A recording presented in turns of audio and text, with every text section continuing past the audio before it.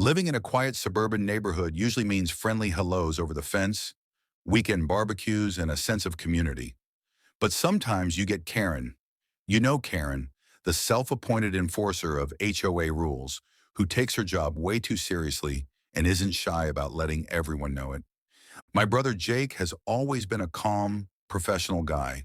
He's the local news anchor for our city's TV station, someone you'd see every evening delivering the headlines with a warm smile and steady voice. But even that calm professionalism couldn't prepare him for a run-in with Karen.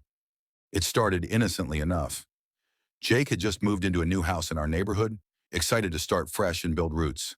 But on his first week, Karen stopped by unannounced, glaring as if she'd caught him committing a crime. "You can't park your car there," she snapped, pointing at the driveway. "That spot is for guests only. And your lawn? It's too tall. I'm issuing a warning." Jake, always respectful, tried to explain. "I wasn't aware of that parking rule, Karen. I'll fix the lawn right away." But Karen wasn't satisfied. She kept returning with more complaints, nitpicking everything from the paint color to the placement of his trash bins. One afternoon, Jake was outside mowing the lawn when Karen stormed over, furious about something trivial. She started yelling, cursing at him over a minor infraction that didn't even exist in the HOA guidelines. Neighbors stopped and stared as Karen's harsh words echoed down the street. Jake didn't respond to her tirade. He simply walked inside, shutting the door behind him. But it wasn't long before word of the incident spread through the neighborhood. The next evening, during his live newscast, Jake decided to address the situation, not by name, but by example.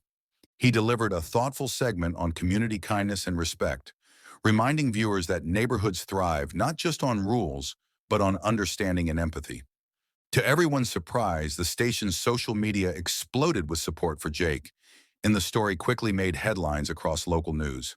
Several neighbors reached out to Jake, apologizing for not speaking up sooner and expressing frustration with Karen's behavior.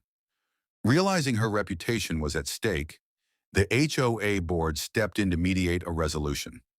In a formal meeting, Karen was asked to apologize for her conduct. She begrudgingly agreed, but couldn't help admitting, "I didn't realize he was the news anchor. Maybe I should have handled things differently." Jake accepted the apology, stressing that the goal was community harmony, not conflict. From then on, Karen toned down her hostility, and the neighborhood slowly returned to a friendlier atmosphere. Jake continues to anchor the news, but now with the added respect of his neighbors, who learned firsthand that behind the calm, professional face on TV is someone who values kindness as much as headlines. Sometimes it takes a little confrontation to remind us all that empathy should come before enforcement,